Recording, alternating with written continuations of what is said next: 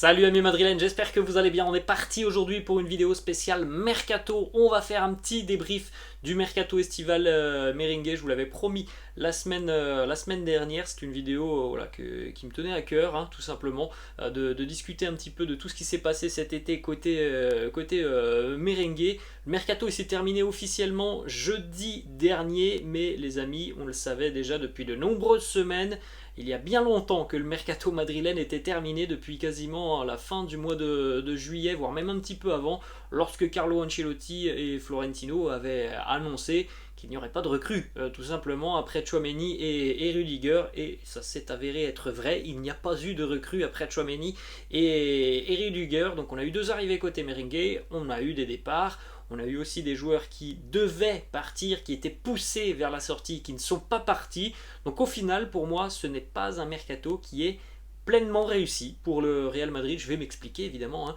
Je vais approfondir mes propos et on va tenter d'en discuter pendant une petite dizaine de minutes. D'ailleurs, n'hésitez pas les amis à me laisser ce que vous pensez du mercato madrilène en commentaire. Vous l'avez déjà fait la semaine dernière, je suis allé voir un petit peu vos commentaires et j'ai remarqué que nombreux de vos commentaires étaient un petit peu sur la même longueur d'onde que moi. Vous n'êtes pas entièrement satisfait du mercato madrilène. On va démarrer les amis et vous le voyez juste à côté de moi, là on a le groupe complet du Real Madrid cette saison avec donc tous les merengues qui devraient pouvoir apporter leur pierre à l'édifice à cette saison côté madrilène. Donc il y a beaucoup de monde évidemment, on a beaucoup de joueurs, il y a des joueurs dont on sait déjà qu'ils ne joueront quasiment pas et c'est par exemple le cas d'Alvaro Odriozola. On peut aussi citer évidemment en attaque Mariano Diaz. On pourrait aussi peut-être citer Jesus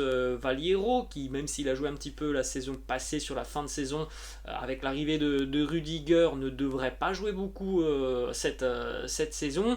Après, quid d'Eden Hazard qui ne joue que très peu depuis le début d'année. Marco Asensio qui Carlo Ancelotti a dit qu'il allait compter sur lui, mais depuis le début de saison il compte pas forcément sur lui. Dani Ceballos c'est un petit peu la même chose, donc vous voyez hein, l'effectif du Real Madrid qui est donc de 23 joueurs. Si on enlève déjà ces 3 ou 4 joueurs qui à mon avis ne joueront pas, donc on va dire Mariano, Jesus Valiero et Odriozola, ça nous donne déjà un effectif qui n'en est plus qu'à 20 joueurs et voilà, c'est très limité je trouve, 20 joueurs pour une saison qui s'annonce très intense par rapport aux objectifs du club, par rapport à la répétition des matchs quasiment tous les 3 jours, par rapport au mondial qui est en milieu de saison. Je trouve que c'est très léger d'avoir uniquement 20 joueurs et surtout d'avoir parfois des postes qui sont des postes très importants qui ne sont pas forcément doublés avec de la qualité. Évidemment, la première grosse déception pour moi de ce mercato, c'est de ne pas avoir trouvé de remplaçant à Karim Benzema. Alors peu importe les amis que ça soit un remplaçant pour le long terme comme c'était prévu, donc avec Haaland par exemple, ou un remplaçant qui aurait pu être là pour une saison. Au final le constat il est le même les amis, il n'y a pas de remplaçant à Karim Benzema. Alors moi je veux bien entendre que Eden Hazard pourrait pourquoi pas jouer au poste de numéro 9. Eden Hazard, ce n'est pas un numéro 9. Voilà, déjà ça part de là. Évidemment, Eden il pourra certainement jouer, mais ce n'est pas un numéro 9. Mariano Diaz, on connaît très bien sa situation. À mon avis, il est à très peu de chances qu'il joue cette saison. Donc moi je suis très déçu de ça, hein, du côté du mercato madrilène. C'est la plus grosse déception pour moi, c'est de ne toujours pas avoir trouvé ce remplaçant à Karim Benzema. On sait très bien que lorsque Karim n'est pas là, n'est pas sur le terrain, et le visage du Real est complètement différent, ça saute aux yeux de tout le monde, de moi comme de vous, on est des simples suiveurs du Real Madrid, ça saute aux yeux quand on regarde un match. Ça doit évidemment sauter aux yeux des dirigeants du Real Madrid, des personnes qui gèrent le mercato. Et pourtant, voilà, sur ce mercato, on n'a pas eu d'arrivée d'un attaquant, d'un vrai d'un vrai numéro 9, et ça pour moi c'est une grosse déception. On peut rajouter à ça, les amis, la déception de ne pas avoir réussi, ne serait-ce qu'à faire partir une nouvelle fois Mariano Diaz. Alors je sais très bien aussi que visiblement le joueur il veut pas partir, Mariano Diaz il veut pas quitter le club, il a un très gros salaire, il n'a pas envie de partir, mais je trouve tout de même que le Real n'a pas beaucoup appuyé pour trouver une porte de sortie à Mariano Diaz. Il en est de même pour Asensio. Moi, qu'Asensio soit du côté du Real, sur la fin de Mercato, je me suis dit tant mieux, parce qu'on n'a pas beaucoup d'autres alternatives, donc tant mieux au final qu'il reste un an, mais il faut pas se tromper les amis, hein. Le Real voulait se séparer de Marco Asensio, ils n'ont pas réussi sur ces 2 mois à aller vendre le joueur à un autre club. Donc là aussi, c'est une forme de déception de ne pas avoir réussi à se séparer de ces 2 joueurs qui ne devaient plus être au Real, hein. Il ne faut pas se mentir, les amis, Asensio et Mariano ne devraient plus être au Real. Et ils vont être là tout au long de la saison. Donc je pense qu'Asensio aura tout de même un rôle important. Pour Mariano, je ne vois pas la situation changer par rapport à la saison dernière. En ce qui concerne le milieu de terrain, les amis, je trouve tout de même que voilà, l'ajustement avec Aurélien Tchouaméni est très intelligent. Le départ de Casemiro, évidemment, est un petit peu pénalisable. Après, voilà, il y avait déjà donc cette arrivée de Tchouaméni, donc c'est pas comme s'il y avait eu personne pour remplacer Casemiro, et je trouve qu'il y a tout de même beaucoup de qualité au milieu de terrain. En ce qui concerne l'aspect défensif, globalement, je suis assez satisfait de l'effectif qu'il y a maintenant. Ce qui m'inquiète défensivement, c'est malheureusement les nombreux pépins physiques du côté du secteur défensif, notamment pour Ferland Mendy, pour Nacho, pour Dani Carvajal. Ce sont des joueurs qui régulièrement sont touchés par des pépins physiques, donc j'espère que voilà, on va toucher du bois, mais j'espère qu'il n'y en aura pas trop cette saison, parce que ça peut être très rapidement pénalisant pour l'équipe. Donc voilà, je pense qu'il y a eu des dossiers qui ont été tout de même mal gérés cet été du côté du mercato madrilène, et pour moi le premier c'est voilà, le dossier le remplacement de Benzema, qui n'est toujours pas fixé. On ne sait pas voilà, comment jouera le Real lorsque Karim sera sur le banc. Alors, on espère les amis, hein, on croise les doigts là pour qu'il n'y ait pas une blessure pour Karim, parce que là ça serait même très compliqué.